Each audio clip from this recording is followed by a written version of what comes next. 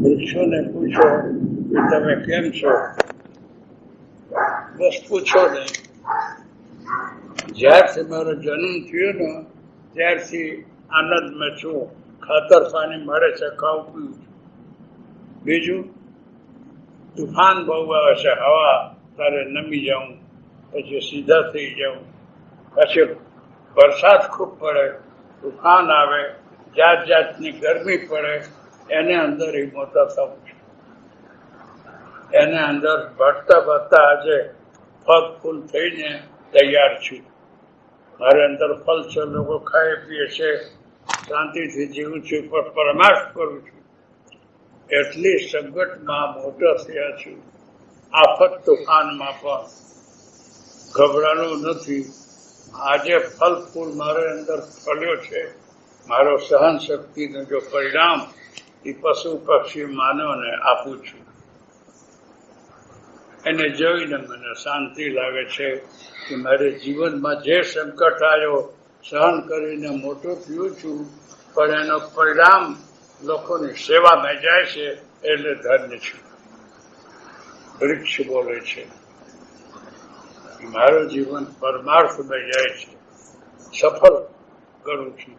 જ્યાં સુધી ઉભા રહીશ ફળ ફૂલ ખવડાવીશ, પડી જઈશ કપાઈ જઈશ તો કોઈને કામે આવીશ, પણ મારો એક એક કણ કામે આવી જશે. એટલે બહુ આનંદમાં છું. તો દરેકને જીવનમાં સુખ દુઃખ આવે. પુરાણ વાંચો ને કૃષ્ણ અવતારથી લઈને રામા અવતાર મેં જો પુરાણોમાં પણ બહુ કૃષ્ણ ભગવાન આવ્યા ત્યારથી સંકટ, જન્મ ત્યારથી સંકટ. આફત તુફાનમાં ભગવાન કૃષ્ણ મોટા થયા છે, બલરામજી એમે મોટા થયા છે, અને પછી એને સંતાનો આયા, એને માથે પણ સંકટ. જેટલા અનિરુદ્ધ પ્રભુ થયા એને સંતાનો થયા, અસમેત જપ કર્યા, અનેકો રાક્ષસો દૈત્યો એને સામે પડ્યા છે, અને યુદ્ધ થયું છે, ને એમાંથી એ લોકો આગળ વધ્યા. કદાચ ભગવાનને સંતાન હોય અને ભગવાન કૃષ્ણ પોતે ભગવાન છે, છતાં એને જીવનમાં કઈ ન આવ્યા હોય, પરમ શાંતિ હોય, તમારી ભાષામાં એવું આવ્યો છે સંકટ. અનેકો ઉપાધિમાં પહેલા છે. ભગવાન કૃષ્ણ પાંડવોને સાથે છે, એને હારે એને હાચવે છે. પાંડવો ઉપર તકલીફ. મારે તમારે જીવન તો ઠીક છે, પાંડવ તો દેવપુત્રો છે, એને પણ સંકટનું પાર નહીં, કઈ શાંતિ નથી. આ દેવપુત્રો જંગલ મેં ગયા છે, ત્યાં અનેકો સંકટમાં ભિક્ષા માંગીને ખાય છે, રહે છે. એમાં હિડીમાં આવે છે એ કહાની સંભળાવેલો. ભીમ સાથે લગ્ન થાય છે, ભીમને લગ્ન થઈ ગયા છે, છતાં એક બીજી બહુ આવે છે. કાયદામાં નિયમ નામ નથી, પણ તારે કુંતીમાં બોલે છે કરી દે. ભગવાન ને સંકેત. પાંચાલી છે ને એ પાછો જો પાંડવ છે ઇન્દ્રનો અંશ છે. ઇન્દ્રને શ્રાપ મળ્યો તો 5 અંશમાં જન્મ લીધા. એ પાછો ઇન્દ્ર છે, અને સતી છે એ પાંચાલી છે. સતી નારી છે એટલે એને બીજા ત્રીજા પુરુષ નથી. એક જ ઇન્દ્રને 5 સ્વરૂપ છે, એને અસતી છે પાંચાલી. પછી એમાં ભીમનું લગ્ન જંગલમાં થાય છે. કુંતીમાં જવાન આપ્યા એટલે હિડિંબા એને સાથે પડ્યો છે.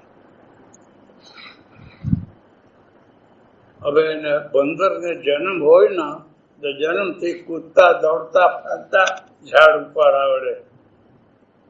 એટલે હિડિંબાને સંતાન થયો ઘટોત્કચ, તો એ જન્મથી ઉડતા આકાશ ગમન કરે, હરે ફરે જન્મથી, કેમ કે એને માને બ્લડમાં છે, રાક્ષસી હોય ની સાચરી હોય, ઉડે.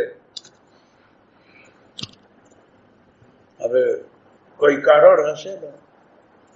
હવે કેને કારણથી બહુ સાવધાનીથી જીવો, ભગવાનને નામ લેવું, નીતિ નિયમથી રહો, તો પણ કઈ આકસ્મિક ઘટના ઘટી જાય જે કે આપને અનુરૂપ ન હોય, ખ્યાલ ન હોય, કેમ ઘટી ગયો એ ભગવાનની ઈચ્છા માનો. જાણી જોઈને ભૂલ ન કરે, પણ આકસ્મિક કોઈ ઘટના ઘટી હોય તો ભગવાનની ઈચ્છા. એવું થયું છે ત્યાં પાંડવો નીતિ નિયમથી હતા. માં કુંતી છે, હવે બચ્ચાને પાઈ ગયા છે, છત્રાણી છે, એટલે ભીમને પહેરાઈ દે છે. એમને આવે છે ઘટોત્કચ. હવે ઇન્દ્ર એક બાણ આપ્યા છે કરણને, તો એને જેને મારીશ એ મરી જશે, એ બચે નહીં.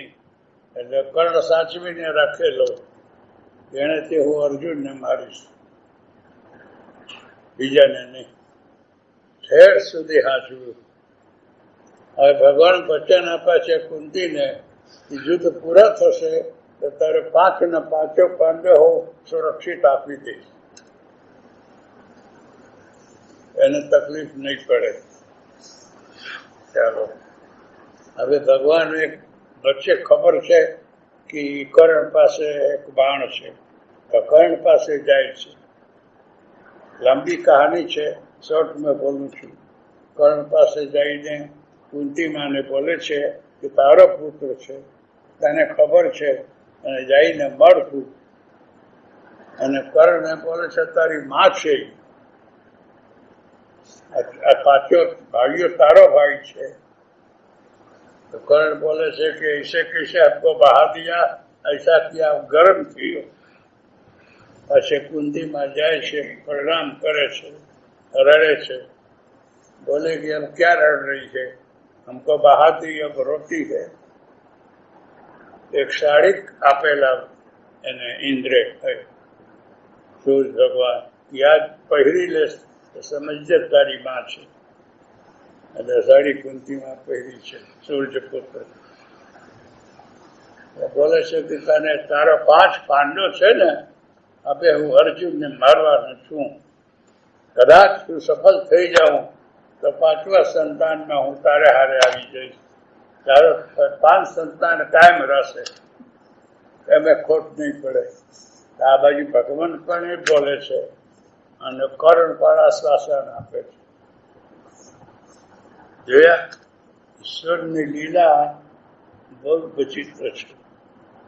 અને એમાં ઘટોત્કચ જ્યારે યુદ્ધ થાય છે ત્યારે ઘટોત્કચને લઈને ભગવાન કૃષ્ણ હાજર કરી દીધા.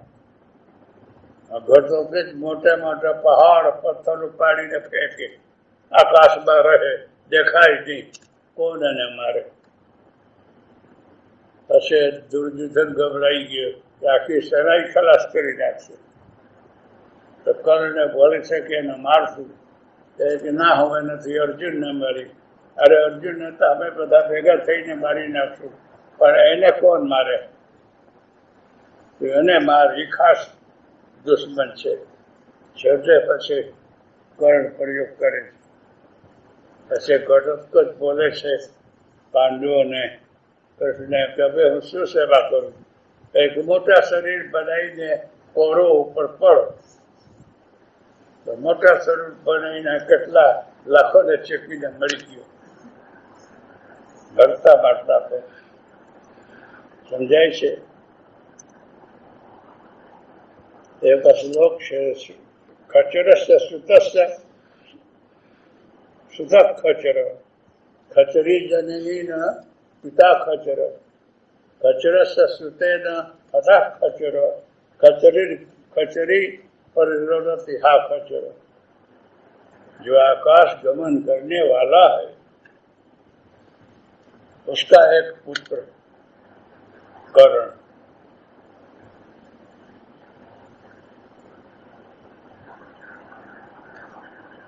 ये कर रहे हैं खचरस और खेल आकाश गमन करे ऐसा कर्ण सूर्य, उनका पुत्र कर्ण, कर्ण का पुत्र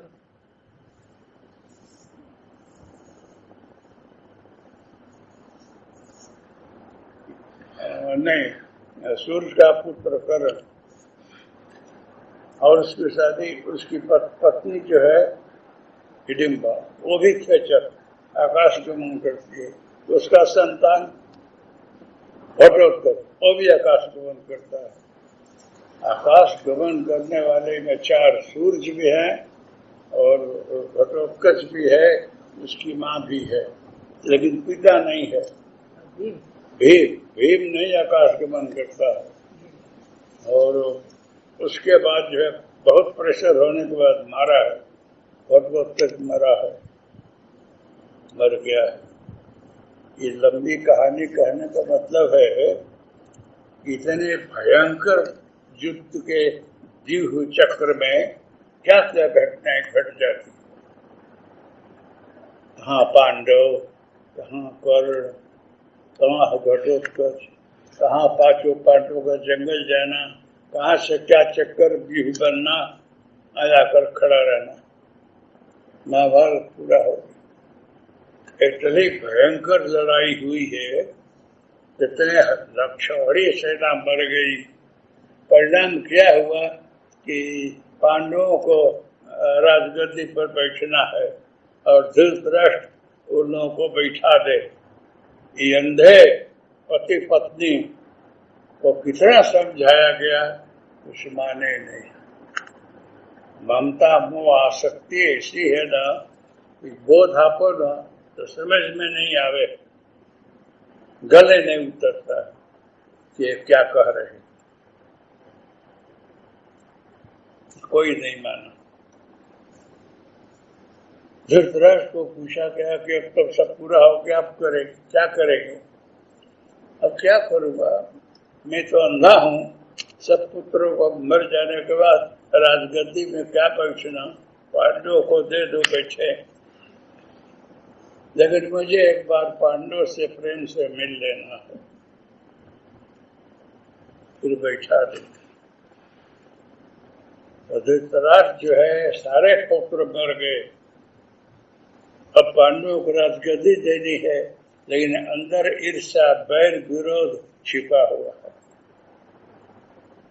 अंदर लोगों ने बोला कि भीम ने ज्यादा मारा है सबको, आपके पुत्रों को भीम ने ज्यादा मारा है। ठीक है, तो धृतराष्ट्र के मन में रहा कि मैं भीम को ही मार डालूं, एक काल बात तो मैं करूं। धृतराष्ट्र बहुत शक्तिशाली रहे, अंधे रहे, उनके धृतराष्ट्र की अंदर की क्या कहानी है, कहाँ जाकर घटेगी, ये भगवान को खबर। भगवान कृष्ण एक लोहे का भीम बनवाए, लोहे का भीम, पांडवों को बोला बना दो, विशाल मस्त मजबूत लोहे का भीम बना। भाई कृष्ण ये क्यों बता रहे, कि समय आएगा तो बताऊंगा।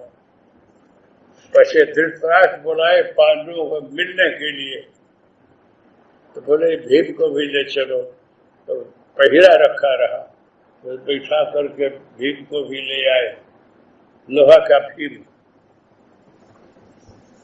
बोले पांडवों से मिलना है, भले।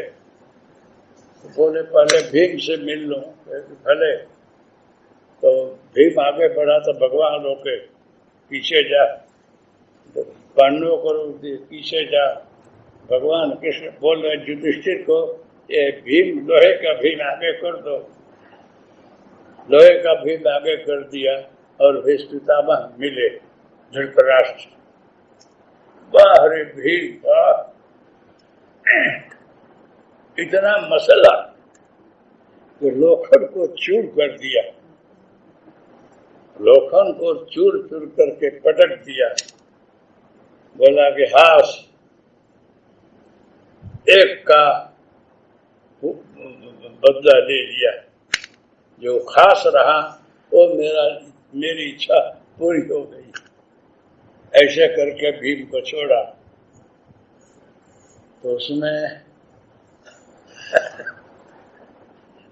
विदुर जी बोलते हैं, अच्छा है महाराज, विराजिए, आप काफी शक्तिशाली हैं। ये तो लोहे का भीम था, सच्चा होता तो क्या होता, लोहे का था। लेकिन हाँ, ये सब लीला कृष्ण की है। हमारी एक बात जो इसने पूरी नहीं होने दी। जो हमें से एक का वध करना था वो भी नहीं हुआ लास्ट में। समझे आप लोग? मतलब अगर दिल से आप भक्ति करा करो तो संकट न कष्ट आता है, लेकिन परमात्मा साथ रहता है। 10-20 वर्ष के बाद भी आकर खड़ा रहेगा। और उसमें आपको लगेगा कि वो भजन भक्ति साधना बंदगी काम की। जब संकट आता है ना तो लगता है कि भगवान है ही नहीं। कभी कभी भजन छोड़ता है का मन करता है, भजन नहीं छोड़ने का, करते रहो। वो समय आएगा ना तो किसी न किसी रूप में आकर खड़ा हो जाएगा, आकर खड़ा रहेगा। पांडवों के सामने एक युधिष्ठिर धृतराष्ट्र के अंदर की जो पूरी भावना है वो अंदर अंदर सलग रही थी। सारा महाभारत हो गया, सारा संहार हो गया, फिर भी वो गई नहीं। अब उसको पूरी करने के लिए उन्होंने प्रयास किया, लेकिन खराब इच्छाएं जो है, अहित अनिष्ट की इच्छाएं जो है, ये भगवान पूरी नहीं होने देता है। जो पांडव धार्मिक है, शरणागत है, हमारे भक्ति में तल्लीन है, अन्याय अत्याचार से दूर हैं, उनका रखवाली करना हमारा धर्म है। तो भगवान वहां भी पीछे पीछे है।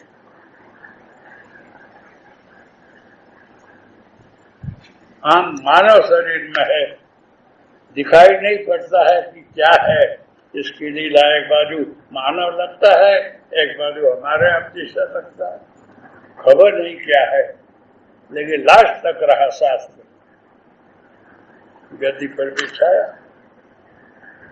और पांडव दोनों को वनवास, धृतराष्ट्र और गांधारी वनवास जा रहे थे, ये भगवान को क्या काम।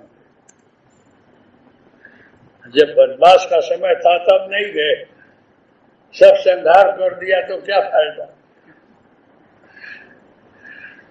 आपके पास सारे अगर संपत्ति सब मिल गई, धृतराष्ट्र इसलिए तो लड़ाई किया, राज्य मेरा है तो ले, सब संपत्ति मिल रही है, अब इच्छा नहीं है, क्यों, कोई है ही नहीं। तो जगत की सारी संपत्ति है, लेकिन अंधेरा तो दिखता नहीं है। आंख होते हुए भी लोग अंधे हैं, उनको दिखता नहीं है कि मृत्यु हमारे सामने है, कभी भी आकर ले जाएगी, ले जाती, सब वहीं छोड़कर जाना पड़ता है। पांडव भी सब छोड़ गए, पांडव लोग राज नहीं किए, बोले इतना खून खराबे के बाद अब क्या राज करना, अभी शरीर विसर्जन किए हैं। पांडव लोग भी अपने संतान को छोड़ गए।